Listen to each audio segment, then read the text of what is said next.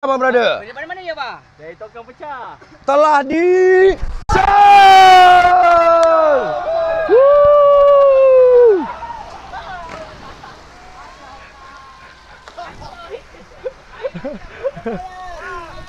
Sell.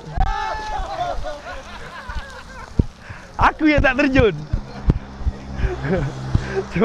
Semua terjun bersepah.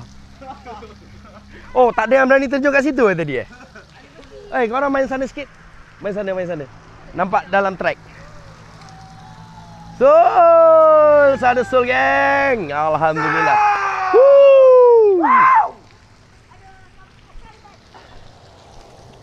Okey, sebenarnya hari ni kita ada tournament, geng. Diorang tak tahu yang Bos Ijan dalam kocek Bojan ni sekarang ada RM2,000. Boleh tak beritahu korang? Korang beritahu Bojan. Bojan nak buat macam mana untuk diorang? Nak buat aktiviti apa? Untuk Bojan agihkan kat diorang ni. Kat Sasta Bojan. Korang ada apa? Ada idea tak? Suggestion nak buat apa? Okey, air, ikan belum ada banyak. Ada air, ada budak-budak. Ada RM2,000. Sekarang nak Bojan buat apa? Cuba beritahu Bojan. Nak Bojan buat apa dengan duit tu? Mari!